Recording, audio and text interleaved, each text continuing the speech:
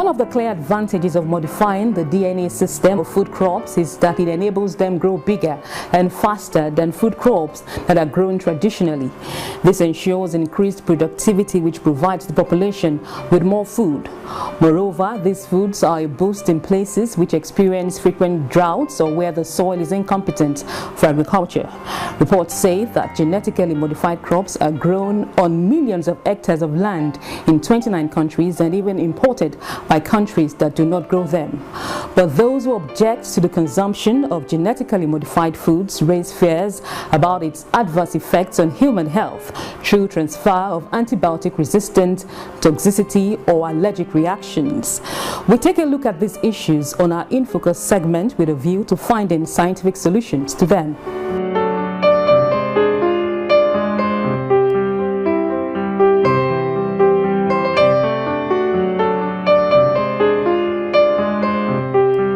Genetic modification could improve the nutritional value of food and is seen as a key element in reducing global rates of malnutrition.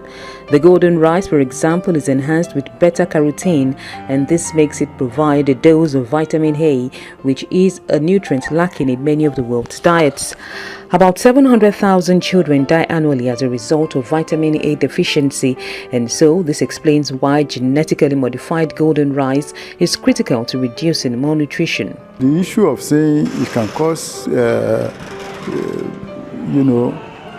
autism, can cause,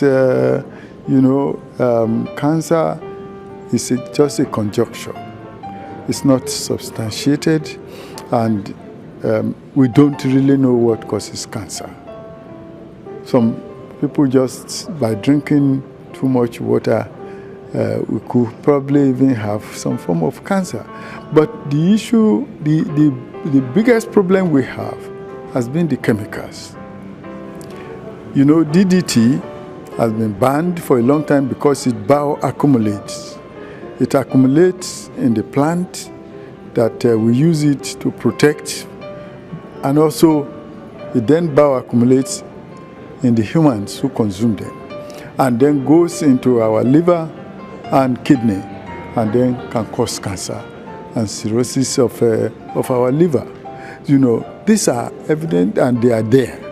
But the case of GMO, because it has been consumed now in the US for the past more than 20 years, and they have compared different populations of people who are consuming GMO with those that are not, and there's no significant difference.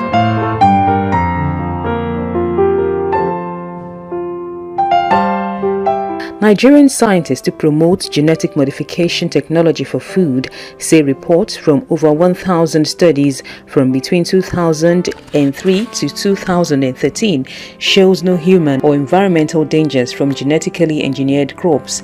They maintain that scientific research conducted thus far has not detected any significant hazard directly connected with the use of GM crops. I always laugh when we raise these issues of concerns.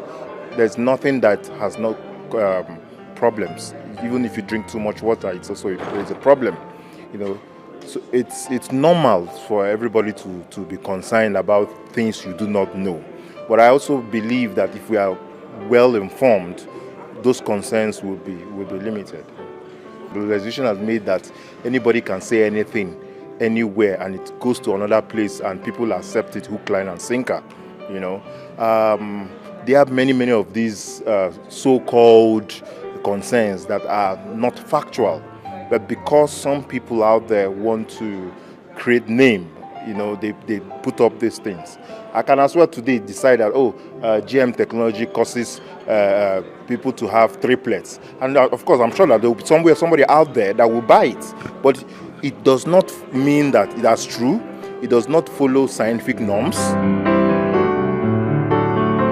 A report released by the European Commission on a meta-study of 50 projects indicates the use of biotechnology or genetically engineered plants does not imply higher risk than classical breeding methods or technologies. Academics have proven that this technology is safe, and there is no scientific research results that anywhere in the world that have proven that the safety of this technology is questionable.